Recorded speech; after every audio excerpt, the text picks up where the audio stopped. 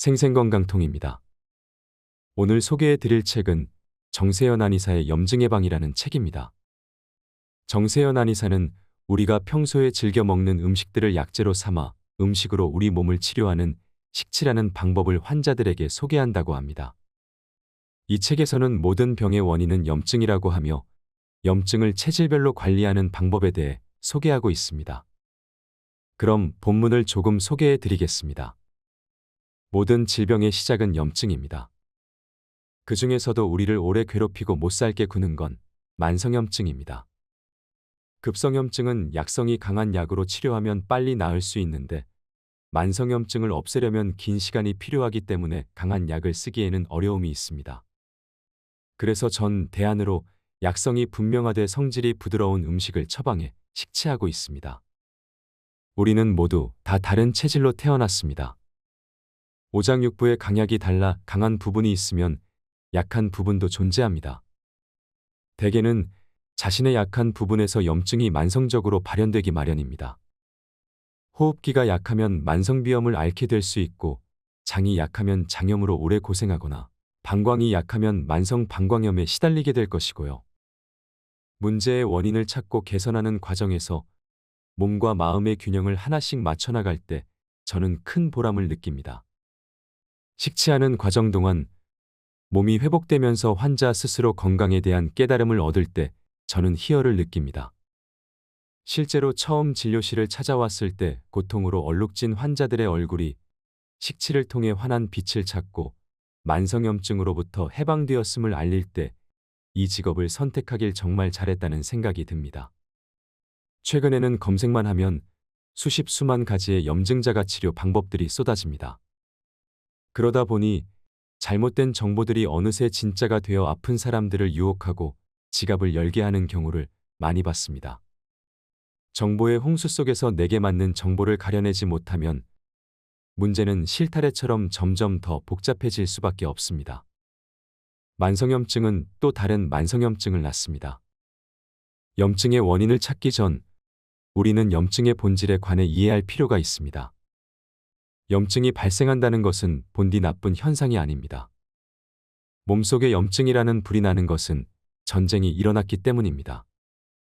우리 몸은 세균, 바이러스, 이물질 등 몸에 해로운 것으로부터 스스로를 지키기 위해 매일 크고 작은 전쟁을 치릅니다. 이를 의학 용어로 면역 반응이라고 합니다. 자신을 지키기 위한 과정에서 나타나는 반응이 염증인 셈입니다. 다시 말하면 염증은 질병이 아닙니다. 염증의 목적은 세포의 손상을 초기 단계에서 억제하고 파괴된 조직 및 괴사된 세포를 제거하며 동시에 조직을 재생하는 것입니다. 그 과정에서 붓고 아프기에 나쁜 것이라고 여길 수 있지만 무조건 해로운 것은 아니며 건강을 지키기 위해 반드시 필요한 수단입니다. 그렇게 발생한 염증은 약을 먹지 않아도 시간이 지나면 자연스럽게 사라집니다. 몸을 지키기 위해 발생한 염증이 오래 이어진다면 정상세포에도 손상을 입히게 될 테니 우리 몸은 스스로 적당한 시점에 제동을 거는 겁니다. 물에 녹는 섬유소를 수용성 식이섬유라고 합니다. 수용성 식이섬유가 풍부한 음식으로는 귤, 바나나, 사과, 자두, 살구 등의 과일과 미역, 다시마 등의 해조류, 버섯 등이 있습니다. 곡류 중에는 보리에 베타글루칸이 가장 많습니다. 섬유소 중 장내 미생물의 먹이가 되는 것은 주로 수용성 식이섬유입니다. 그러나 불용성 식이섬유 또한 면역 균형을 유지하는 데 중요한 작용을 하기에 꾸준히 섭취해야 합니다. 물에 녹지 않는 불용성 식이섬유는 장에서 물을 스펀지처럼 끌어들여 대변의 부피를 늘리고 배변 활동을 원활하게 해서 숙변을 청소합니다. 또한 노폐물과 콜레스테롤을 흡착하고 배출해서 장내 환경을 쾌적하고 건강하게 만드는 데 일조합니다. 따라서 염증을 없애려면 음식을 통해 수용성 식이섬유와 불용성 식이섬유를 매일 섭취해야 합니다. 섬유소는 대체로 변비에만 좋다고 알려져 있지만 사실 염증을 다스리는 데 더 큰 의미가 있습니다. 현미밥이나 잡곡밥, 샐러드 또는 나물 반찬을 작은 그릇으로 두세 접시, 과일 1회 분량을 하루 2번 정도 섭취하면 하루에 챙겨야 할 섬유소를 충분히 섭취할 수 있습니다. 마지막으로 섬유소 섭취에서 주의할 점이 있습니다. 몸에 좋다고 섬유소를 지나치게 많이 섭취할 경우 탈이 난다는 것입니다. 수용성 식이섬유를 과잉 섭취할 경우 장내 미생물의 분해 작용이 지나치게 활성화되어 장이 예민한 사람은 가스가 차고 복통, 설사 등의 증세가 나타날 수 있습니다. 반대로 불용성 식이섬유를 과잉 섭취하고 충분한 물을 마시지 않는다면 오히려 변비가 생길 수 있습니다. 또한 1일 60g 이상의 섬유소를 섭취하면 미량 영양소인 철분, 칼슘, 마그네슘, 아연, 무기질과 비타민의 흡수를 방해하게 됩니다. 따라서 성장기어린이나 빈혈, 골다공증이 심한 경우에는 섬유소 섭취량에 각별한 주의가 필요합니다. 장내 환경 개선을 위한 노력이 시급한데 앞서 언급한 항생제, 술, 담배를 자주 접하는 습관과 수면 부족을 개선하는 것 외에 일상에서 반드시 버려야 할 습관 3가지가 있습니다. 첫 번째는 급하게 먹는 습관을 버려야 합니다. 음식을 허겁지겁 빨리 먹으면 공기를 많이 삼키게 되고 대량의 공기가 위장을 따라 들어가게 됩니다. 이때 우리가 입으로 마신 공기는 배속가스의 원인이 될 수 있습니다. 한 가지 예로 면을 먹을 때 후루룩 흡입하면 식사 후에 방귀가 쉴 새 없이 나올 수 있지요. 하지만 면을 흡입하지 않고 젓가락으로 돌돌 말아 한 입씩 천천히 먹으면 배 속이 훨씬 편안해지는 걸 느낄 수 있으실 겁니다. 따라서 가스가 자주 차는 분이라면 평소 급하게 먹는 습관이 있는지를 꼭 확인해 보세요. 음식은 한 번에 30번 이상 씹고 20분 이상 천천히 식사하는 습관을 들여야 장이 편안해집니다. 두 번째는 긴장하는 습관을 버려야 합니다. 지나치게 긴장하면 자연적으로 장도 긴장합니다. 장에는 엄청난 숫자의 신경세포가 있어 함께 반응하기 때문입니다. 장신경이 긴장하면 장근육이 경직되어 잘 움직이지 않게 되고 장근육이 과민 반응하면 과도한 수축운동으로 이어지기도 합니다. 장 건강을 위해 버려야 할 마지막 습관은 찬물을 마시는 습관입니다. 찬물을 마시면 위장관의 온도가 즉각적으로 떨어집니다. 온도가 떨어지면 위장관의 운동성도 함께 줄어드는데요. 이때 우리 몸은 위장관의 온도를 다시금 높이기 위해 많은 에너지를 사용합니다. 얼마 정도의 시간이 지나면 장의 움직임은 회복되는데 여기에 또 찬물을 끼얹게 되면 운동성은 다시 뚝 떨어집니다. 이러한 일이 반복되면 위장관 전체의 연동운동도 점점 무력해집니다. 즉, 잘 안 움직이게 되지요. 이 경우 음식물이 장에 머무르는 시간은 길어질 수밖에 없습니다. 결과적으로 음식물이 장내 미생물에 의해 오랜 시간 발효되면서 가스가 차고 수분을 빼앗긴 대변으로 인해 변비가 생기게 되는 것입니다. 특히 변비가 있는 사람이라면 찬물, 찬 음료를 멀리하는 습관에 익숙해져야 합니다. 가끔 아침에 일어나자마자 화장실을 가기 위해 공복에 찬물을 들이켜는 분들이 계시지요. 공복의 찬물은 장경련을 유발해 변이를 일으키는 것일 뿐입니다. 이런 습관은 장을 무력하게 만드는 지름길이라는 사실을 기억하세요. 퇴사 후 국가고시를 준비 중이던 30대 후반의 남성 환자분이 병원을 찾아오셨습니다. 그는 시험 공부를 시작하면서 원인 모를 복통과 설사에 시달리게 되었는데 심한 날에는 하루에 설사를 5번 이상 한 적도 있다고 합니다. 이 환자의 자율신경 검사 결과는 스트레스 지수가 매우 높고 이로 인해 신경이 극도로 피로한 상태로 나타났습니다. 만성 스트레스가 지속되면서 교감신경 기능이 정상 범위 이하로 뚝 떨어져 있었습니다. 환자분에게 만성장염의 원인은 장에 있는 것이 아닙니다. 자율신경에 있습니다. 장이 아닌 자율신경을 치료해야 병이 나을 수 있습니다. 라고 설명해 드렸지요. 곧바로 자율신경의 피로를 회복하는 치료를 실시했고 자율신경이 서서히 회복하자 자연스럽게 장까지 좋아지게 되었습니다. 누구든 스트레스가 지속되면 자율신경의 균형이 무너지고 보통은 자율신경이 지배하는 장기 중 뇌가 가장 약하게 타고난 장기에서 염증이 발생합니다. 장이 약하면 장염, 위가 약하면 위염, 방광이 약하면 방광염 증상으로 드러날 가능성이 높습니다. 눈앞의 증상만을 쫓기보다는 염증을 만성적으로 일으키는 원인을 치료해야 병이 낫습니다.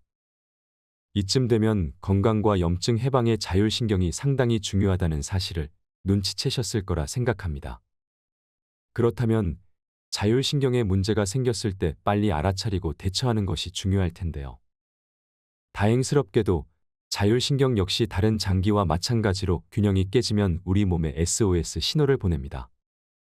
그 신호를 가장 예민하게 감지할 수 있는 부위가 바로 심장입니다. 이유 없이 가슴이 두근거리고 불안하고 심장이 빨리 뛰거나 가슴이 답답한 증상들이 대표적입니다. 병원에 가면 별다른 문제가 없다고 진단받는 경우가 대부분이고요. 하지만 분명 이상 증상을 느꼈으니 이는 내 몸 어딘가에 문제가 발생했다는 신호입니다. 이때는 교감신경과 부교감신경의 균형이 깨진 상태, 즉 자율신경 실조증을 의심해 볼 수 있습니다. 자율신경에 생기는 불균형은 사람에 따라 다양한 형태로 발현됩니다. 교감신경이 치솟는 상태가 지속되면 혈압이 오르고 목덜미가 뻣뻣해지고 심장이 빨리 뛰고 침이 바짝바짝 마르는 마치 화가 난 사람에게서 보이는 신호들이 나타납니다. 입맛도 사라지고 잘 체하거나 소화가 안 되며 불면증이 생기기도 합니다. 원인 불명의 미열이 지속되는 경우도 있지요. 이런 상태를 자율신경실 조증 중에서도 교감신경항진이라고 하고, 이런 패턴이 자주 나타나는 유형의 사람을 교감신경우세형이라고 합니다. 평상시에는 숨을 쉬고 있다는 것을 잊고 지내는 시간이 대부분입니다. 호흡하기는 어렵고 특별한 것이 아니라 내가 숨을 쉬고 있다는 것을 알아차리는 것에서부터 시작합니다. 밖에서 일어나는 여러 일들이나 스트레스, 걱정, 불안 속에서 떠돌고 있던 내 의식을 꺼내 호흡에 두면 들숨, 날숨의 감각을 느낄 수 있습니다. 이것이 호흡하기의 시작입니다. 호흡만 제대로 해도 무너진 자율신경을 단 1분 만에 회복할 수 있습니다. 꿀벌 호흡법 따라하기. 1. 앉거나 누운 상태에서 편안한 자세를 취한다. 2. 평소대로 자연호흡을 몇 번 들이쉬고 내뱉는다. 3. 입을 다문 상태에서 코로 숨을 마신다. 4. 이라는 소리를 내면서 숨을 천천히 내쉰다. 소리가 사그라들 때까지 진행한다. 5.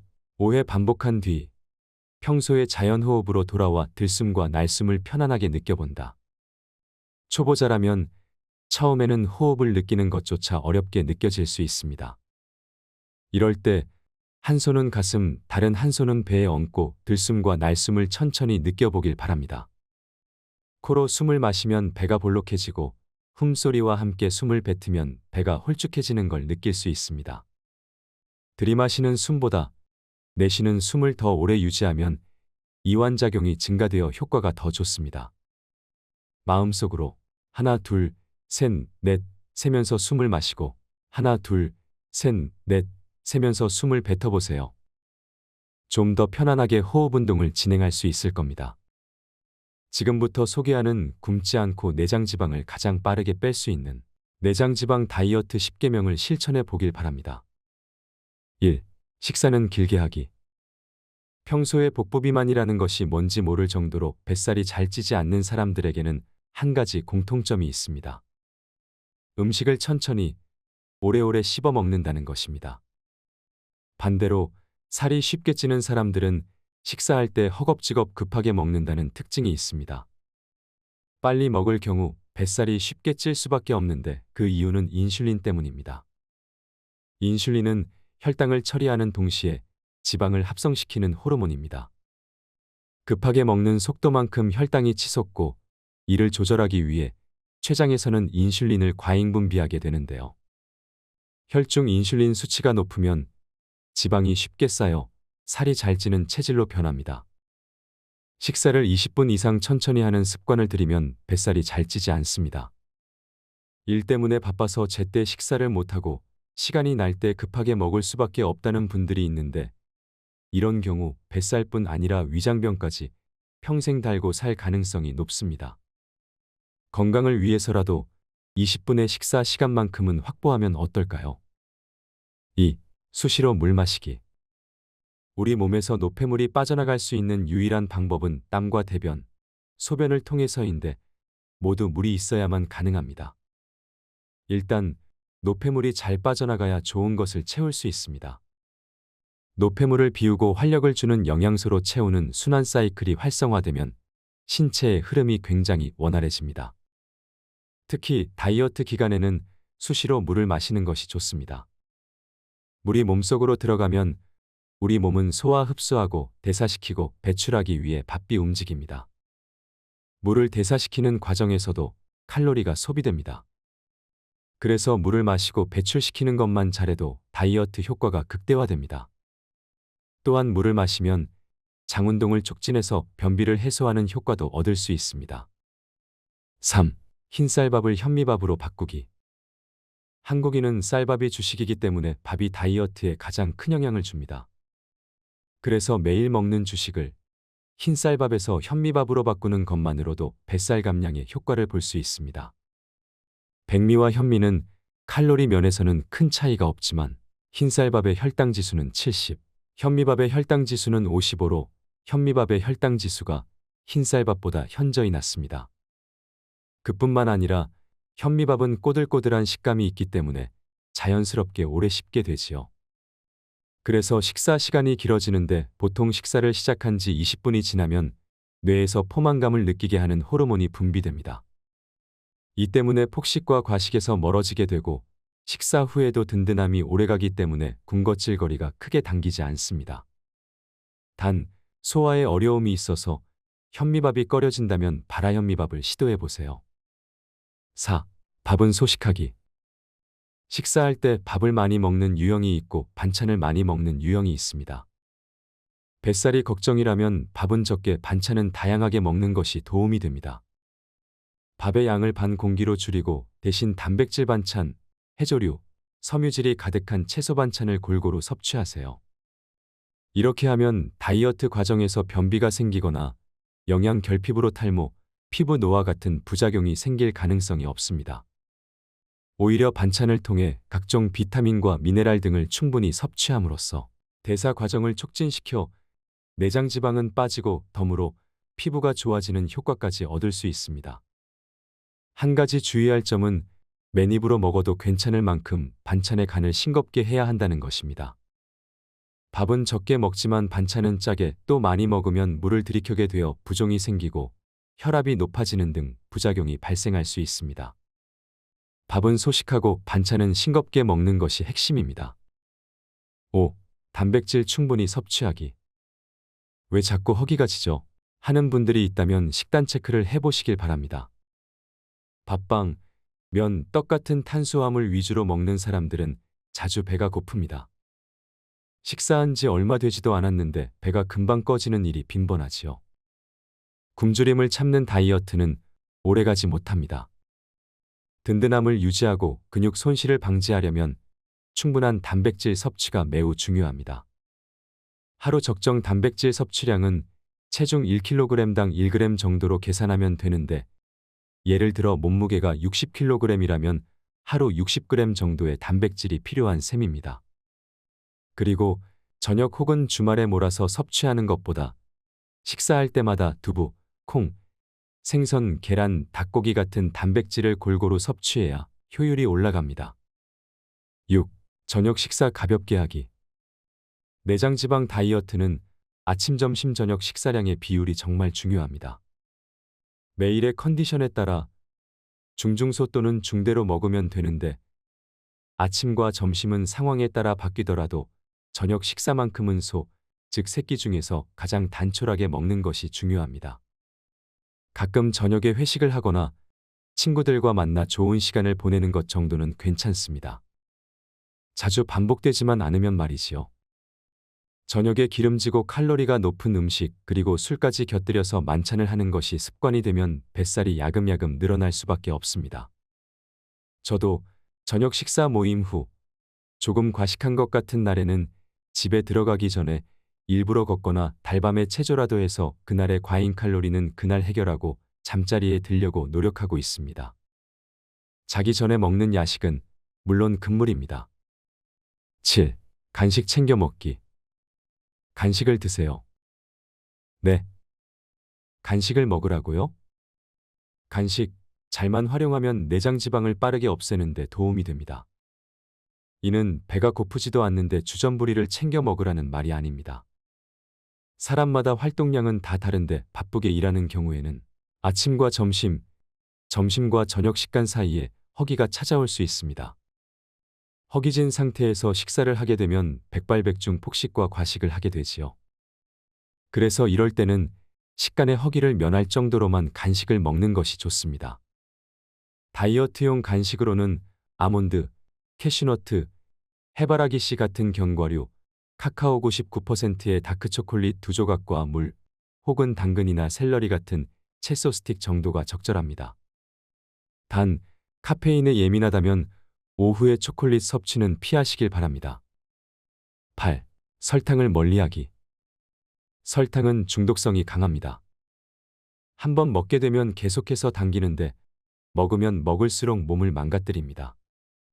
설탕은 뇌의 쾌락중추를 자극해 도파민을 분비시켜서 기분을 좋아지게 하는데 이 회로를 자주 사용하면 내성이 생기기 때문입니다. 그 결과 더 많은 도파민 분비를 위해 더 많은 설탕을 찾는 중독 현상이 발생하게 됩니다. 또 설탕은 혈당이 치솟는 혈당 스파이크를 일으켜 인슐린 분비를 증가시키는데 혈액 속에 인슐린이 많으면 조금만 먹어도 살이 찝니다. 사실 평소 설탕을 떠먹는 분들은 없을 겁니다. 문제는 우리가 의식하지 않는 사이 모르고 섭취하는 설탕입니다. 가공식품이나 음료수 등이 이에 속합니다. 이런 식품에 들어가는 정제당, 액상과당, 옥수수 시럽 같은 첨가당은 내장 지방을 쌓이게 하고 염증을 일으키는 주원인이 됩니다. 집에서 요리할 때만이라도 설탕 사용을 최소화하고 평소에도 설탕이 들어간 가공식품은 멀리하면서 건강을 적극적으로 챙기시길 바랍니다. 9. 걷기 운동하기. 내장 지방을 태우려면 대사 과정에서 산소가 필요합니다. 그래서 산소를 쓰는 유산소 운동을 반드시 하셔야 합니다. 유산소 운동 중에서는 오래 하더라도 지치지 않는 운동이 효과적인데 그 이유는 지방을 분해하고 녹이려면 시간이 오래 걸리기 때문입니다. 그래서 내장 지방 다이어트 시 가장 추천하는 운동 중 하나가 걷기 운동입니다.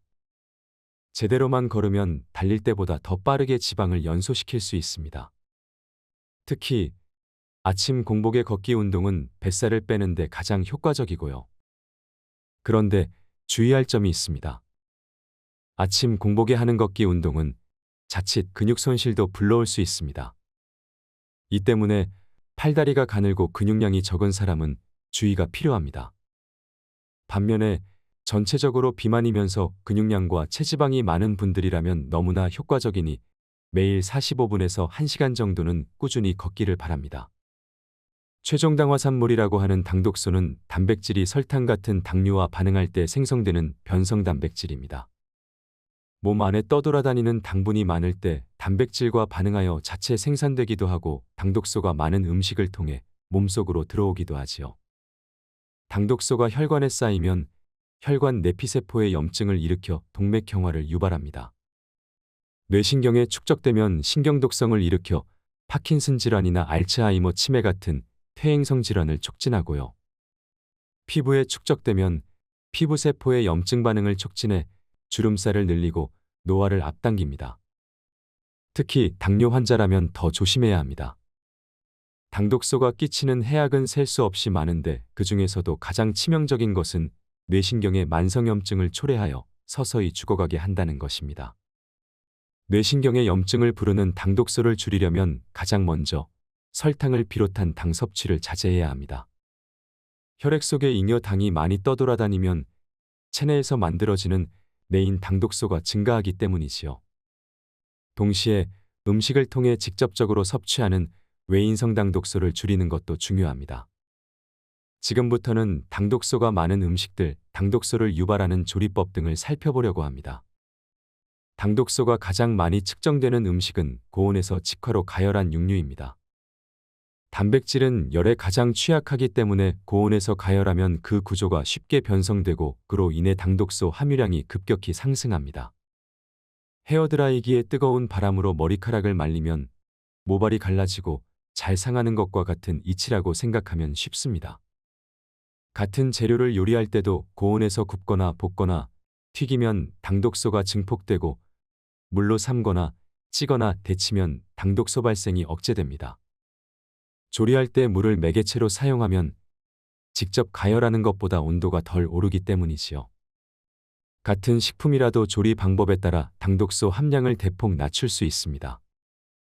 소고기나 닭고기를 찌거나 삶아서 조리하면 불판에 구울 때보다 당독소 함량이 2에서 6배까지 낮아집니다. 단지 조리 방법을 달리했을 뿐인데 현격한 차이를 보입니다. 고온에서 수분 없이 가열할 경우 단백질 변성이 쉽게 일어나 당독소가 대량 생긴다는 것을 명심하세요. 구운 고기를 좋아한다면 먹는 횟수를 줄이고 수분과 함께 비교적 낮은 온도에서 삶거나 찌거나 데치거나 끓이는 조리법으로 요리해 드시길 권합니다. 염증을 줄이는 습관 1. 숙면을 취하세요. 만성염증과 가장 큰 연관성이 있는 습관 중 하나가 수면 습관입니다. 수면은 아무것도 안 하고 그냥 누워 자는 시간이 아니라 염증에 노출되었던 내 몸을 건강한 상태로 복구하는 귀한 시간입니다. 마치 하루 종일 갑옷을 입고 전쟁터에서 싸우고 난 뒤 저녁에는 갑옷을 벗고 부상당한 상처를 치유하는 것과 같습니다. 한 가지 흥미로운 점은 무조건 많이 잔다고 좋은 것은 아니라는 것입니다. 숙면을 취하고자 한다면 7시간 정도가 가장 좋습니다. 수면도 습관입니다. 수면 시간을 일정하게 유지하면서 때가 되면 잠이 오고 때가 되면 깨어날 수 있도록 생체 시계를 잘 관리하는 것이 중요합니다. 오전에는 충분히 햇빛을 쬐이고 낮에는 부지런히 움직이세요. 늦은 밤에 야식이나 TV 시청은 되도록 피하고 정해진 시간에 잠자리에 들어서 좋은 신체 리듬을 유지하는 습관을 갖길 바랍니다. 염증을 줄이는 습관 2. 자주 움직이세요. 염증을 부르는 또 다른 습관은 오랜 좌식 생활입니다. 사람은 본래 움직이는 동물입니다. 우리 몸은 팔다리를 움직이며 걷고 뛰면서 근육이 수축 이완할 때 혈액순환과 림프순환이 활성화되도록 설계되어 있습니다. 이 활동으로 인해 독소와 염증 물질이 체내에 쌓이지 않고 쉽게 배출됩니다. 그런데 여러분의 일상생활은 어떤가요? 직업에 따라 다르겠지만 대부분의 사람들은 종일 앉아서 일을 하고 공부하고 있습니다. 이런 습관은 염증을 다스리는데 매우 불리합니다. 따라서 평소 오래 앉아 지낼 수밖에 없는 사람에게 일주일 5회 이상의 꾸준한 운동은 선택이 아닌 필수입니다. 그런데 이미 만성염증에 시달리는 사람이라면 운동 횟수보다 중요한 것이 있습니다. 틈새 움직임이지요. 내내 앉아서 생활하다가 하루 1시간 운동만으로 움직임을 끝내기보다는 50분 앉기와 10분 움직이기를 반복하는 것이 원활한 순환을 유지하는 데 훨씬 효과적입니다. 짬짬이 일어나서 걷거나 스트레칭을 하는 것은 염증 물질의 배출을 촉진하면서 동시에 뇌의 피로와 마음의 스트레스를 푸는 방법이기도 합니다. 앉아있는 시간이 길면 길수록 염증이 쌓이게 됩니다. 틈새 운동을 공략해보세요. 같은 스트레스도 어떻게 받아들이냐에 따라 에너지를 갉아먹으면서 병을 키우는 부정적인 디스트레스가 될 수도 있고 반대로 면역세포를 활성화시키고 염증을 다스리는 긍정적인 유스트레스가 될 수 있습니다. 미국의 한 연구 결과에 따르면 스트레스 받아 라고 생각하는 사람들보다 나는 스트레스를 받지만 이것은 내 건강에 꼭 나쁜 영향을 미치진 않을 거야 하고 믿는 사람들이 훨씬 더 건강하게 장수하는 것으로 나타나기도 했습니다. 건강은 본인이 어떻게 마음먹느냐에 달려 있습니다. 당연한 말이지만 이는 변하지 않는 진리입니다. 염증을 줄이는 습관 4. 물을 챙기세요. 염증에 좋은 음식을 많이 섭취한다 하더라도 몸에 독소가 많이 쌓여 있으면 효과를 보기 어렵습니다. 식품 속 각종 첨가물부터 미세먼지, 샴푸나 화장품, 염색약에 있는 화학성분뿐만 아니라 스트레스로 생긴 활성산소 운동을 한 후 생긴 젖산까지 체내에 축적되면 될수록 통증과 염증, 알레르기 질환에 쉽게 노출될 수 있습니다. 이렇게 매일 쌓이는 독소를 우리 몸은 어떠한 방법으로 처리할까요? 대부분은 물을 통해서 씻어냅니다. 대변, 소변, 땀을 통한 독소 배출은 모두 물을 통해서 이루어지거든요. 그래서 수분이 부족한 탈수 상태에 놓이면 염증이 잘 생길 수밖에 없습니다. 체내 수분량은 영유아 때는 80% 정도였다가 성인이 되면 70%, 노년기로 접어들면 60%까지도 감소합니다. 그만큼 염증 배출이 어려운 몸으로 바뀝니다. 탈수 상태에 놓이면 혈액의 점도가 올라가고 끈끈해져 혈액순환 장애가 발생합니다. 또 뇌를 순환하는 수분이 부족해지면 뇌조직의 노폐물 배출이 안 되어 신경조직에 염증이 잘 생깁니다. 보통 하루에 약 2리터의 물을 마셔야 한다고 말하지요. 하지만 각자의 몸무게에 따라 물의 일일 적정 섭취량은 달라져야 합니다. 몸무게의 0.03을 곱하면 내 몸이 하루에 필요로 하는 수분량을 구할 수 있는데, 예를 들어 몸무게가 70kg이라면 2.1리터, 50kg이라면 1.5리터가 됩니다. 그러나 이를 모두 물로만 섭취할 필요는 없습니다. 평소 채소, 과일을 많이 먹는다면 식품을 통해 섭취하는 수분량으로 약 1리터 가까이 채울 수도 있습니다. 물은 하루 몇 리터의 양을 마시느냐보다 한 잔을 마시더라도 제대로 마시는 것이 더 중요합니다. 물 디톡스만 잘해도 우리 몸은 나쁜 염증이 잘 생기지 않는 환경이 됩니다. 다음 7가지 물 디톡스 수칙을 실천해 보세요. 1. 갈증이 나기 전에 물 마시기. 갈증을 느낄 때만 물을 마시는 습관에서 벗어나세요. 갈증을 느끼기 전에 물을 조금씩 마셔서 세포를 항상 촉촉한 상태로 유지시켜주는 것이 좋습니다. 2. 화장실 다녀온 후 물 마시기. 비워냈기 때문에 가장 쉽게 물을 받아들일 수 있는 타이밍입니다. 평소 소화력이 약한 사람은 물도 소화 흡수가 안 될 수 있으니 화장실을 다녀온 뒤 복압이 낮아졌을 때에는 꼭 수분 섭취를 챙겨주세요. 3. 물을 차처럼 마시기. 물은 한꺼번에 벌컥벌컥 마시는 것보다 차처럼 한 모금씩 마시는 것이 좋습니다. 갑자기 많이 마시면 혈액 속의 나트륨 농도는 똑같은데 수분량만 증가해 저나트륨 혈증이 생길 수 있거든요. 특히 맥이 약하거나 느리게 뛰는 사람, 즉 저혈압이거나 혈액순환이 느린 사람은 이러한 전해질 불균형이 발생할 가능성이 높기 때문에 각별한 주의가 필요합니다. 4. 물 대신 차 마시기는 NO. 모든 차가 그런 것은 아니지만 녹차나 홍차, 커피에는 이뇨 성분이 있습니다. 이뇨작용을 일으키는 차를 즐기는 사람이라면 물 대신 차를 마실 것이 아니라 차를 마신 만큼 수분을 추가로 섭취해야 수분 균형이 유지됩니다. 5. 너무 차거나 뜨거운 물은 NO. 차가운 물은 위장으로의 혈류를 떨어뜨려서 물이 위장관에서 소화 흡수되는 것을 방해합니다. 반대로 뜨거운 물을 마시면 위식도 점막의 손상과 염증을 일으킬 수 있습니다. 미지근한 상온 정도의 물이 흡수율도 높고 몸에 가장 부담이 없다는 사실을 기억하세요. 6. 하루를 음양탕 한 잔으로 시작하기. 음양탕은 따뜻한 물과 차가운 물을 섞어 만든 순환하는 물을 말합니다. 하루 중에서 탈수가 가장 많이 진행된 때가 아침 기상 후 공복 상태인데요. 이때 음양탕 한 잔을 천천히 마시면 잠자고 있던 위장관을 깨우면서 소화작용이 촉진되고 탈수를 보충할 수 있습니다. 7. 갈증이 심할 때는 맹물 마시지 않기. 땀을 많이 흘리거나 갑작스러운 구토와 설사로 수분과 전해질이 같이 빠져나간 경우에는 갈증이 심하게 날 수 있습니다. 이런 경우 혈중 전해질 농도가 떨어지고 우리 몸에서는 떨어진 전해질 농도를 다시 맞추기 위해 보상기전으로 소변을 통해 수분을 배출시킵니다. 그렇게 되면 아무리 물을 마셔도 갈증이 해소되지 않습니다. 물을 마실수록 탈수가 되는 자발적 탈수 상황이 되기 때문이지요.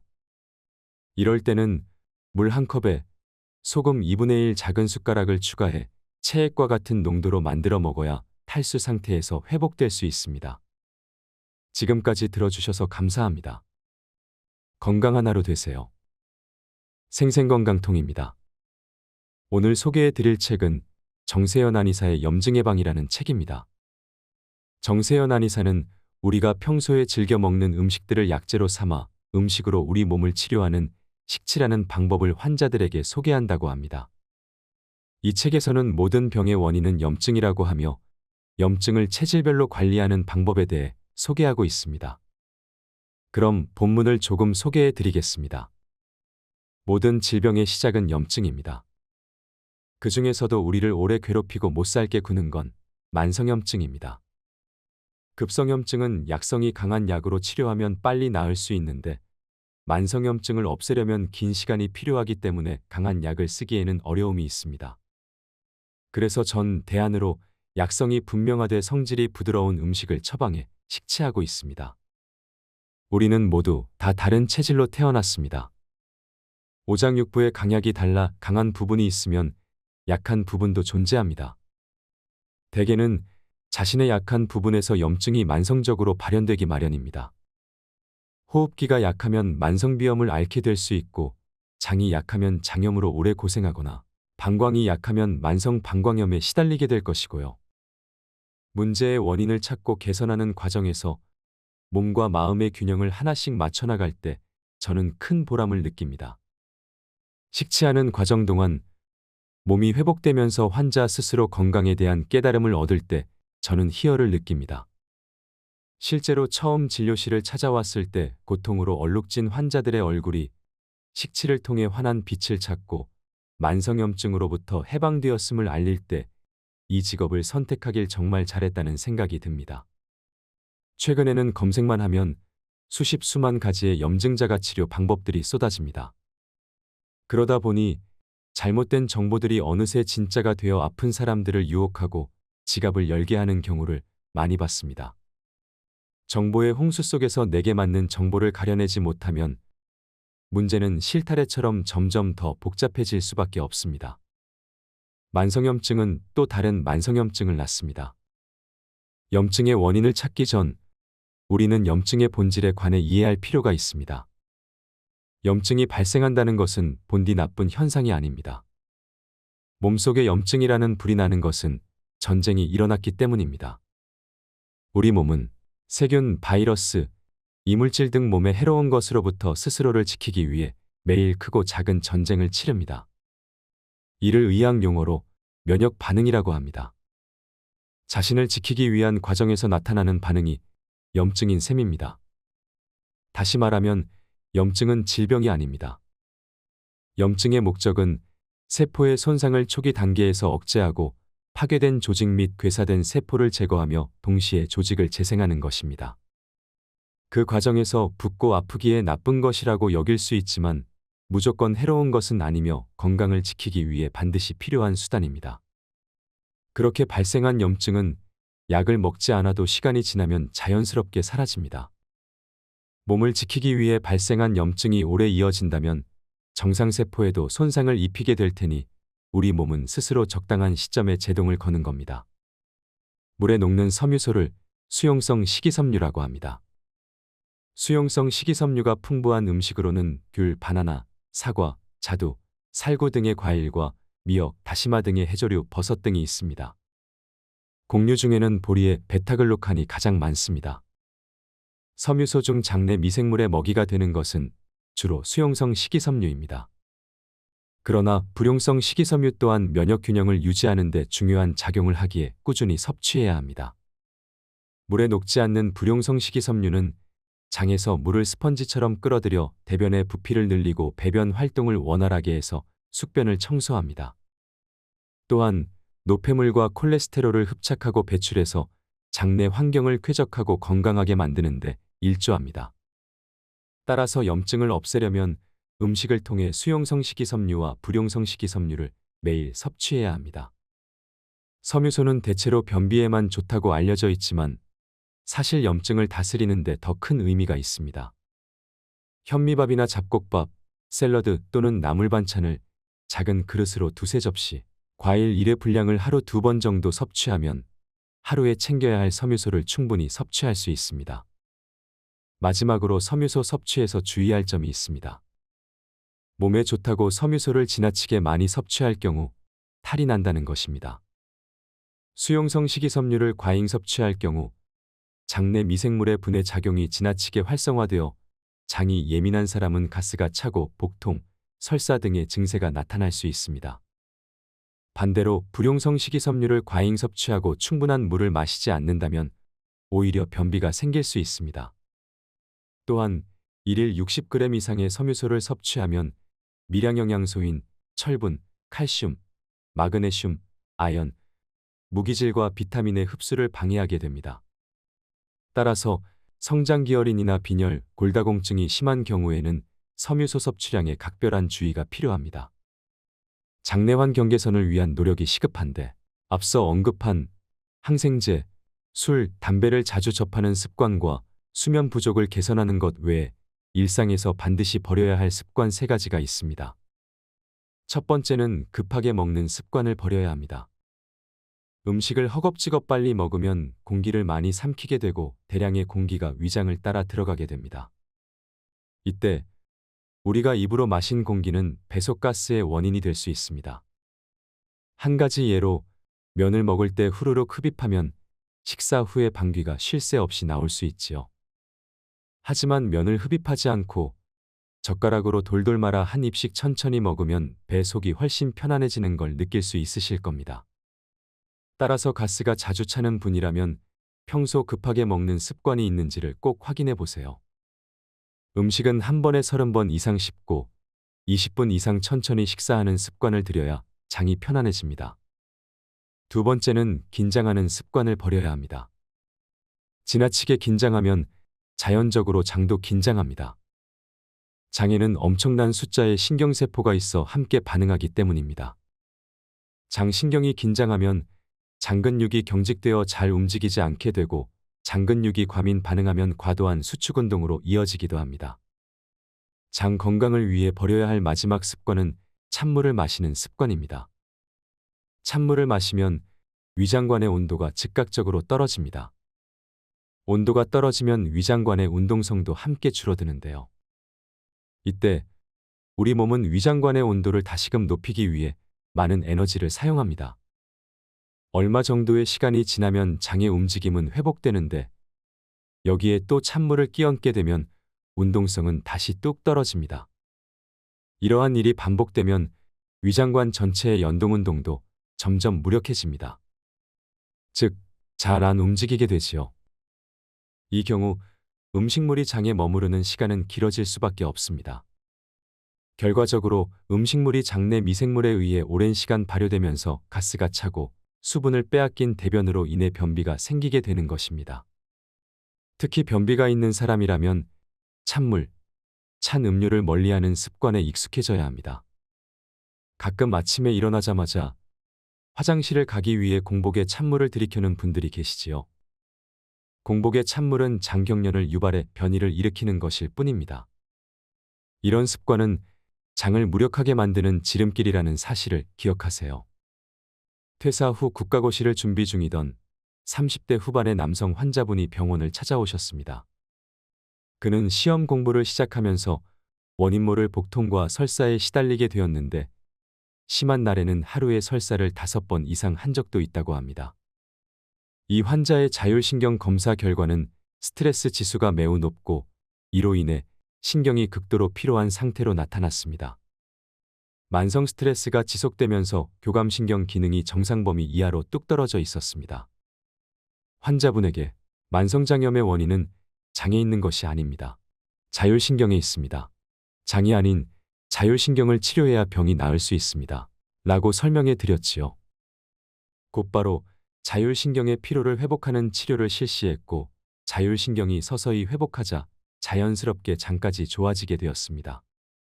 누구든 스트레스가 지속되면 자율신경의 균형이 무너지고 보통은 자율신경이 지배하는 장기 중 뇌가 가장 약하게 타고난 장기에서 염증이 발생합니다.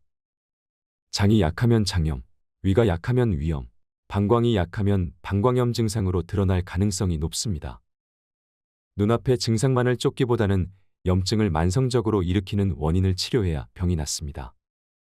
이쯤 되면 건강과 염증 해방의 자율신경이 상당히 중요하다는 사실을 눈치채셨을 거라 생각합니다. 그렇다면 자율신경에 문제가 생겼을 때 빨리 알아차리고 대처하는 것이 중요할 텐데요.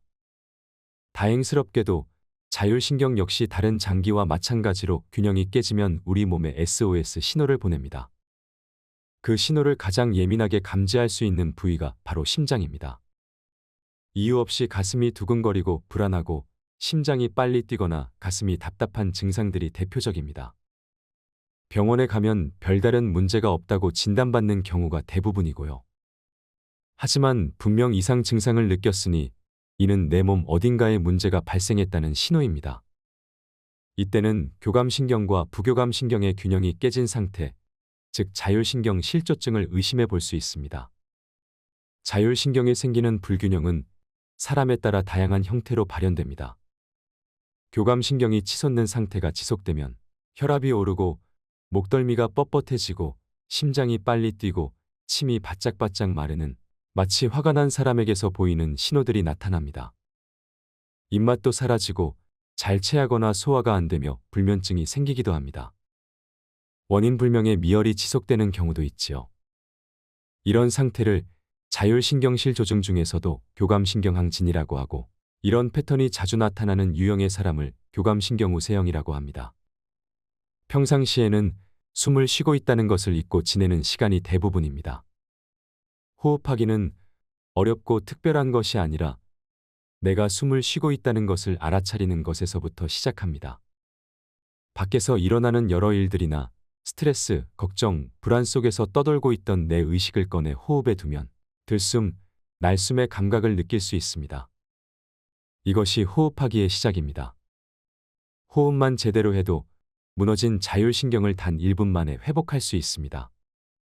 꿀벌 호흡법 따라하기. 1. 앉거나 누운 상태에서 편안한 자세를 취한다. 2. 평소대로 자연 호흡을 몇 번 들이쉬고 내뱉는다. 3. 입을 다문 상태에서 코로 숨을 마신다. 4. 이라는 소리를 내면서 숨을 천천히 내쉰다. 소리가 사그라들 때까지 진행한다. 5. 5회 반복한 뒤 평소의 자연 호흡으로 돌아와 들숨과 날숨을 편안하게 느껴본다. 초보자라면 처음에는 호흡을 느끼는 것조차 어렵게 느껴질 수 있습니다. 이럴 때 한 손은 가슴, 다른 한 손은 배에 얹고 들숨과 날숨을 천천히 느껴보길 바랍니다. 코로 숨을 마시면 배가 볼록해지고 흠소리와 함께 숨을 뱉으면 배가 홀쭉해지는 걸 느낄 수 있습니다. 들이마시는 숨보다 내쉬는 숨을 더 오래 유지하면 이완작용이 증가되어 효과가 더 좋습니다. 마음속으로 하나, 둘, 셋, 넷 세면서 숨을 마시고 하나, 둘, 셋, 넷 세면서 숨을 뱉어보세요. 좀 더 편안하게 호흡 운동을 진행할 수 있을 겁니다. 지금부터 소개하는 굶지 않고 내장지방을 가장 빠르게 뺄 수 있는 내장지방 다이어트 10계명을 실천해 보길 바랍니다. 1. 식사는 길게 하기. 평소에 복부비만이라는 것이 뭔지 모를 정도로 뱃살이 잘 찌지 않는 사람들에게는 한 가지 공통점이 있습니다. 음식을 천천히 오래오래 씹어 먹는다는 것입니다. 반대로 살이 쉽게 찌는 사람들은 식사할 때 허겁지겁 급하게 먹는다는 특징이 있습니다. 빨리 먹을 경우 뱃살이 쉽게 찔 수밖에 없는데 그 이유는 인슐린 때문입니다. 인슐린은 혈당을 처리하는 동시에 지방을 합성시키는 호르몬입니다. 급하게 먹는 속도만큼 혈당이 치솟고 이를 조절하기 위해 췌장에서는 인슐린을 과잉분비하게 되는데요. 혈중 인슐린 수치가 높으면 지방이 쉽게 쌓여 살이 잘 찌는 체질로 변합니다. 식사를 20분 이상 천천히 하는 습관을 들이면 뱃살이 잘 찌지 않습니다. 일 때문에 바빠서 제때 식사를 못하고 시간이 날 때 급하게 먹을 수밖에 없다는 분들이 있는데 이런 경우 뱃살뿐 아니라 위장병까지 평생 달고 살 가능성이 높습니다. 건강을 위해서라도 20분의 식사 시간만큼은 확보하면 어떨까요? 2. 수시로 물 마시기. 우리 몸에서 노폐물이 빠져나갈 수 있는 유일한 방법은 땀과 대변, 소변을 통해서인데 모두 물이 있어야만 가능합니다. 일단 노폐물이 잘 빠져나가야 좋은 것을 채울 수 있습니다. 노폐물을 비우고 활력을 주는 영양소로 채우는 순환 사이클이 활성화되면 신체의 흐름이 굉장히 원활해집니다. 특히 다이어트 기간에는 수시로 물을 마시는 것이 좋습니다. 물이 몸속으로 들어가면 우리 몸은 소화 흡수하고 대사시키고 배출하기 위해 바삐 움직입니다. 물을 대사시키는 과정에서도 칼로리가 소비됩니다. 그래서 물을 마시고 배출시키는 것만 잘해도 다이어트 효과가 극대화됩니다. 또한 물을 마시면 장 운동을 촉진해서 변비를 해소하는 효과도 얻을 수 있습니다. 3. 흰쌀밥을 현미밥으로 바꾸기. 한국인은 쌀밥이 주식이기 때문에 밥이 다이어트에 가장 큰 영향을 줍니다. 그래서 매일 먹는 주식을 흰쌀밥에서 현미밥으로 바꾸는 것만으로도 뱃살 감량에 효과를 볼 수 있습니다. 백미와 현미는 칼로리 면에서는 큰 차이가 없지만 흰쌀밥의 혈당 지수는 70, 현미밥의 혈당 지수는 55로 현미밥의 혈당 지수가 흰쌀밥보다 현저히 낮습니다. 그뿐만 아니라 현미밥은 꼬들꼬들한 식감이 있기 때문에 자연스럽게 오래 씹게 되지요. 그래서 식사 시간이 길어지는데 보통 식사를 시작한 지 20분이 지나면 뇌에서 포만감을 느끼게 하는 호르몬이 분비됩니다. 이 때문에 폭식과 과식에서 멀어지게 되고 식사 후에도 든든함이 오래가기 때문에 군것질거리가 크게 당기지 않습니다. 단, 소화에 어려움이 있어서 현미밥이 꺼려진다면 발화현미밥을 시도해 보세요. 4. 밥은 소식하기. 식사할 때 밥을 많이 먹는 유형이 있고 반찬을 많이 먹는 유형이 있습니다. 뱃살이 걱정이라면 밥은 적게 반찬은 다양하게 먹는 것이 도움이 됩니다. 밥의 양을 반 공기로 줄이고 대신 단백질 반찬, 해조류, 섬유질이 가득한 채소 반찬을 골고루 섭취하세요. 이렇게 하면 다이어트 과정에서 변비가 생기거나 영양 결핍으로 탈모, 피부 노화 같은 부작용이 생길 가능성이 없습니다. 오히려 반찬을 통해 각종 비타민과 미네랄 등을 충분히 섭취함으로써 대사 과정을 촉진시켜 내장 지방은 빠지고 덤으로 피부가 좋아지는 효과까지 얻을 수 있습니다. 한 가지 주의할 점은 맨입으로 먹어도 괜찮을 만큼 반찬의 간을 싱겁게 해야 한다는 것입니다. 밥은 적게 먹지만 반찬은 짜게 또 많이 먹으면 물을 들이켜게 되어 부종이 생기고 혈압이 높아지는 등 부작용이 발생할 수 있습니다. 밥은 소식하고 반찬은 싱겁게 먹는 것이 핵심입니다. 5. 단백질 충분히 섭취하기. 왜 자꾸 허기가 지죠? 하는 분들이 있다면 식단 체크를 해보시길 바랍니다. 밥빵, 면, 떡 같은 탄수화물 위주로 먹는 사람들은 자주 배가 고픕니다. 식사한 지 얼마 되지도 않았는데 배가 금방 꺼지는 일이 빈번하지요. 굶주림을 참는 다이어트는 오래가지 못합니다. 든든함을 유지하고 근육 손실을 방지하려면 충분한 단백질 섭취가 매우 중요합니다. 하루 적정 단백질 섭취량은 체중 1kg당 1g 정도로 계산하면 되는데 예를 들어 몸무게가 60kg이라면 하루 60g 정도의 단백질이 필요한 셈입니다. 그리고 저녁 혹은 주말에 몰아서 섭취하는 것보다 식사할 때마다 두부, 콩, 생선, 계란, 닭고기 같은 단백질을 골고루 섭취해야 효율이 올라갑니다. 6. 저녁 식사 가볍게 하기. 내장지방 다이어트는 아침, 점심, 저녁 식사량의 비율이 정말 중요합니다. 매일의 컨디션에 따라 중중소 또는 중대로 먹으면 되는데 아침과 점심은 상황에 따라 바뀌더라도 저녁 식사만큼은 소, 즉 새끼 중에서 가장 단촐하게 먹는 것이 중요합니다. 가끔 저녁에 회식을 하거나 친구들과 만나 좋은 시간을 보내는 것 정도는 괜찮습니다. 자주 반복되지만 않으면 말이지요. 저녁에 기름지고 칼로리가 높은 음식 그리고 술까지 곁들여서 만찬을 하는 것이 습관이 되면 뱃살이 야금야금 늘어날 수밖에 없습니다. 저도 저녁 식사 모임 후 조금 과식한 것 같은 날에는 집에 들어가기 전에 일부러 걷거나 달밤에 체조라도 해서 그날의 과잉 칼로리는 그날 해결하고 잠자리에 들려고 노력하고 있습니다. 자기 전에 먹는 야식은 물론 금물입니다. 7. 간식 챙겨 먹기. 간식을 드세요. 네. 간식을 먹으라고요? 간식, 잘만 활용하면 내장 지방을 빠르게 없애는 데 도움이 됩니다. 이는 배가 고프지도 않는데 주전부리를 챙겨 먹으라는 말이 아닙니다. 사람마다 활동량은 다 다른데 바쁘게 일하는 경우에는 아침과 점심, 점심과 저녁 식간 사이에 허기가 찾아올 수 있습니다. 허기진 상태에서 식사를 하게 되면 백발백중 폭식과 과식을 하게 되지요. 그래서 이럴 때는 식간의 허기를 면할 정도로만 간식을 먹는 것이 좋습니다. 다이어트용 간식으로는 아몬드, 캐슈너트, 해바라기 씨 같은 견과류, 카카오 99%의 다크초콜릿 2조각과 물, 혹은 당근이나 샐러리 같은 채소 스틱 정도가 적절합니다. 단, 카페인에 예민하다면 오후에 초콜릿 섭취는 피하시길 바랍니다. 8. 설탕을 멀리하기. 설탕은 중독성이 강합니다. 한번 먹게 되면 계속해서 당기는데 먹으면 먹을수록 몸을 망가뜨립니다. 설탕은 뇌의 쾌락중추를 자극해 도파민을 분비시켜서 기분을 좋아지게 하는데 이 회로를 자주 사용하면 내성이 생기기 때문입니다. 그 결과 더 많은 도파민 분비를 위해 더 많은 설탕을 찾는 중독 현상이 발생하게 됩니다. 또 설탕은 혈당이 치솟는 혈당 스파이크를 일으켜 인슐린 분비를 증가시키는데 혈액 속에 인슐린이 많으면 조금만 먹어도 살이 찝니다. 사실 평소 설탕을 떠먹는 분들은 없을 겁니다. 문제는 우리가 의식하지 않는 사이 모르고 섭취하는 설탕입니다.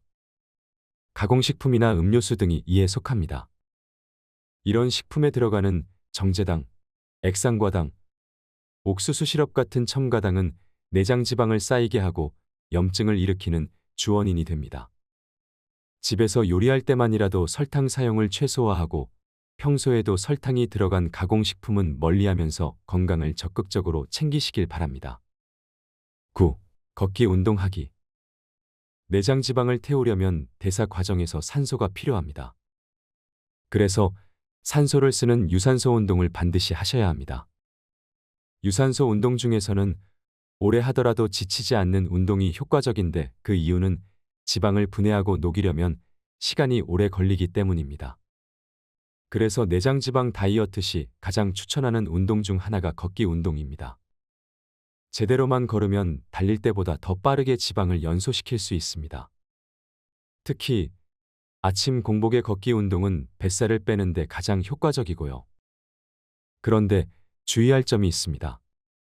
아침 공복에 하는 걷기 운동은 자칫 근육 손실도 불러올 수 있습니다. 이 때문에 팔다리가 가늘고 근육량이 적은 사람은 주의가 필요합니다. 반면에 전체적으로 비만이면서 근육량과 체지방이 많은 분들이라면 너무나 효과적이니 매일 45분에서 1시간 정도는 꾸준히 걷기를 바랍니다.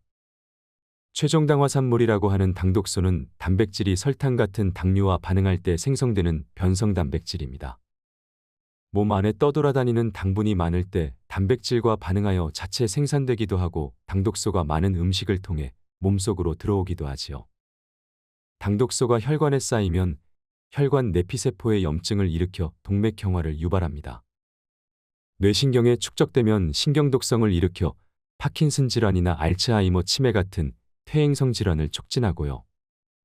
피부에 축적되면 피부세포의 염증 반응을 촉진해 주름살을 늘리고 노화를 앞당깁니다. 특히 당뇨 환자라면 더 조심해야 합니다. 당독소가 끼치는 해악은 셀 수 없이 많은데 그 중에서도 가장 치명적인 것은 뇌신경의 만성염증을 초래하여 서서히 죽어가게 한다는 것입니다. 뇌신경의 염증을 부르는 당독소를 줄이려면 가장 먼저 설탕을 비롯한 당 섭취를 자제해야 합니다. 혈액 속에 잉여 당이 많이 떠돌아다니면 체내에서 만들어지는 내인 당독소가 증가하기 때문이지요. 동시에 음식을 통해 직접적으로 섭취하는 외인성 당독소를 줄이는 것도 중요합니다. 지금부터는 당독소가 많은 음식들, 당독소를 유발하는 조리법 등을 살펴보려고 합니다. 당독소가 가장 많이 측정되는 음식은 고온에서 직화로 가열한 육류입니다. 단백질은 열에 가장 취약하기 때문에 고온에서 가열하면 그 구조가 쉽게 변성되고 그로 인해 당독소 함유량이 급격히 상승합니다. 헤어드라이기에 뜨거운 바람으로 머리카락을 말리면 모발이 갈라지고 잘 상하는 것과 같은 이치라고 생각하면 쉽습니다. 같은 재료를 요리할 때도 고온에서 굽거나 볶거나 튀기면 당독소가 증폭되고 물로 삶거나 찌거나 데치면 당독소 발생이 억제됩니다. 조리할 때 물을 매개체로 사용하면 직접 가열하는 것보다 온도가 덜 오르기 때문이지요. 같은 식품이라도 조리 방법에 따라 당독소 함량을 대폭 낮출 수 있습니다. 소고기나 닭고기를 찌거나 삶아서 조리하면 불판에 구울 때보다 당독소 함량이 2에서 6배까지 낮아집니다. 단지 조리 방법을 달리했을 뿐인데 현격한 차이를 보입니다. 고온에서 수분 없이 가열할 경우 단백질 변성이 쉽게 일어나 당독소가 대량 생긴다는 것을 명심하세요. 구운 고기를 좋아한다면 먹는 횟수를 줄이고 수분과 함께 비교적 낮은 온도에서 삶거나 찌거나 데치거나 끓이는 조리법으로 요리해 드시길 권합니다. 염증을 줄이는 습관 1. 숙면을 취하세요. 만성염증과 가장 큰 연관성이 있는 습관 중 하나가 수면 습관입니다. 수면은 아무것도 안 하고 그냥 누워 자는 시간이 아니라 염증에 노출되었던 내 몸을 건강한 상태로 복구하는 귀한 시간입니다. 마치 하루 종일 갑옷을 입고 전쟁터에서 싸우고 난 뒤 저녁에는 갑옷을 벗고 부상당한 상처를 치유하는 것과 같습니다. 한 가지 흥미로운 점은 무조건 많이 잔다고 좋은 것은 아니라는 것입니다. 숙면을 취하고자 한다면 7시간 정도가 가장 좋습니다. 수면도 습관입니다. 수면 시간을 일정하게 유지하면서 때가 되면 잠이 오고 때가 되면 깨어날 수 있도록 생체 시계를 잘 관리하는 것이 중요합니다. 오전에는 충분히 햇빛을 쬐이고 낮에는 부지런히 움직이세요. 늦은 밤에 야식이나 TV 시청은 되도록 피하고 정해진 시간에 잠자리에 들어서 좋은 신체 리듬을 유지하는 습관을 갖길 바랍니다. 염증을 줄이는 습관 2. 자주 움직이세요. 염증을 부르는 또 다른 습관은 오랜 좌식 생활입니다. 사람은 본래 움직이는 동물입니다.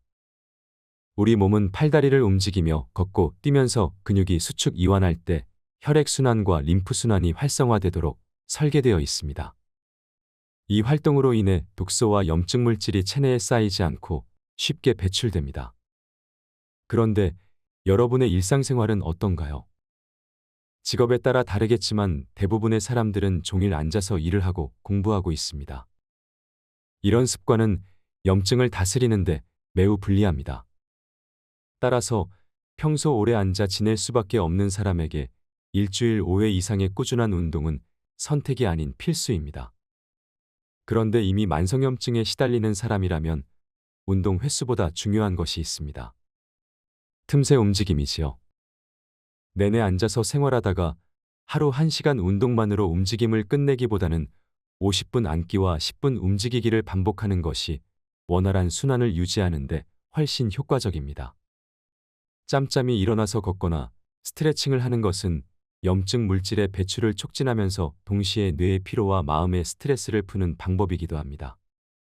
앉아있는 시간이 길면 길수록 염증이 쌓이게 됩니다. 틈새 운동을 공략해보세요. 같은 스트레스도 어떻게 받아들이냐에 따라 에너지를 갉아먹으면서 병을 키우는 부정적인 디스트레스가 될 수도 있고 반대로 면역세포를 활성화시키고 염증을 다스리는 긍정적인 유스트레스가 될 수 있습니다. 미국의 한 연구 결과에 따르면 스트레스 받아 라고 생각하는 사람들보다 나는 스트레스를 받지만 이것은 내 건강에 꼭 나쁜 영향을 미치진 않을 거야 하고 믿는 사람들이 훨씬 더 건강하게 장수하는 것으로 나타나기도 했습니다. 건강은 본인이 어떻게 마음먹느냐에 달려 있습니다. 당연한 말이지만 이는 변하지 않는 진리입니다. 염증을 줄이는 습관 4. 물을 챙기세요. 염증에 좋은 음식을 많이 섭취한다 하더라도 몸에 독소가 많이 쌓여 있으면 효과를 보기 어렵습니다. 식품 속 각종 첨가물부터 미세먼지, 샴푸나 화장품, 염색약에 있는 화학성분뿐만 아니라 스트레스로 생긴 활성산소 운동을 한 후 생긴 젖산까지 체내에 축적되면 될수록 통증과 염증, 알레르기 질환에 쉽게 노출될 수 있습니다. 이렇게 매일 쌓이는 독소를 우리 몸은 어떠한 방법으로 처리할까요? 대부분은 물을 통해서 씻어냅니다. 대변, 소변, 땀을 통한 독소 배출은 모두 물을 통해서 이루어지거든요. 그래서 수분이 부족한 탈수 상태에 놓이면 염증이 잘 생길 수밖에 없습니다. 체내 수분량은 영유아 때는 80% 정도였다가 성인이 되면 70%, 노년기로 접어들면 60%까지도 감소합니다. 그만큼 염증 배출이 어려운 몸으로 바뀝니다. 탈수 상태에 놓이면 혈액의 점도가 올라가고 끈끈해져 혈액순환 장애가 발생합니다. 또 뇌를 순환하는 수분이 부족해지면 뇌조직의 노폐물 배출이 안 되어 신경조직에 염증이 잘 생깁니다. 보통 하루에 약 2리터의 물을 마셔야 한다고 말하지요. 하지만 각자의 몸무게에 따라 물의 일일 적정 섭취량은 달라져야 합니다. 몸무게의 0.03을 곱하면 내 몸이 하루에 필요로 하는 수분량을 구할 수 있는데, 예를 들어 몸무게가 70kg이라면 2.1리터, 50kg이라면 1.5리터가 됩니다. 그러나 이를 모두 물로만 섭취할 필요는 없습니다. 평소 채소, 과일을 많이 먹는다면 식품을 통해 섭취하는 수분량으로 약 1리터 가까이 채울 수도 있습니다. 물은 하루 몇 리터의 양을 마시느냐보다 한 잔을 마시더라도 제대로 마시는 것이 더 중요합니다. 물 디톡스만 잘해도 우리 몸은 나쁜 염증이 잘 생기지 않는 환경이 됩니다. 다음 7가지 물 디톡스 수칙을 실천해 보세요. 1. 갈증이 나기 전에 물 마시기. 갈증을 느낄 때만 물을 마시는 습관에서 벗어나세요. 갈증을 느끼기 전에 물을 조금씩 마셔서 세포를 항상 촉촉한 상태로 유지시켜주는 것이 좋습니다. 2. 화장실 다녀온 후 물 마시기. 비워냈기 때문에 가장 쉽게 물을 받아들일 수 있는 타이밍입니다. 평소 소화력이 약한 사람은 물도 소화 흡수가 안 될 수 있으니 화장실을 다녀온 뒤 복압이 낮아졌을 때에는 꼭 수분 섭취를 챙겨주세요. 3. 물을 차처럼 마시기. 물은 한꺼번에 벌컥벌컥 마시는 것보다 차처럼 한 모금씩 마시는 것이 좋습니다. 갑자기 많이 마시면 혈액 속의 나트륨 농도는 똑같은데 수분량만 증가해 저나트륨 혈증이 생길 수 있거든요. 특히 맥이 약하거나 느리게 뛰는 사람, 즉 저혈압이거나 혈액순환이 느린 사람은 이러한 전해질 불균형이 발생할 가능성이 높기 때문에 각별한 주의가 필요합니다. 4. 물 대신 차 마시기는 NO. 모든 차가 그런 것은 아니지만 녹차나 홍차, 커피에는 이뇨 성분이 있습니다. 이뇨작용을 일으키는 차를 즐기는 사람이라면 물 대신 차를 마실 것이 아니라 차를 마신 만큼 수분을 추가로 섭취해야 수분 균형이 유지됩니다. 5. 너무 차거나 뜨거운 물은 NO.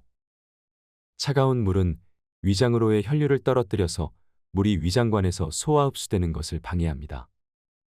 반대로 뜨거운 물을 마시면 위식도 점막의 손상과 염증을 일으킬 수 있습니다. 미지근한 상온 정도의 물이 흡수율도 높고 몸에 가장 부담이 없다는 사실을 기억하세요. 6.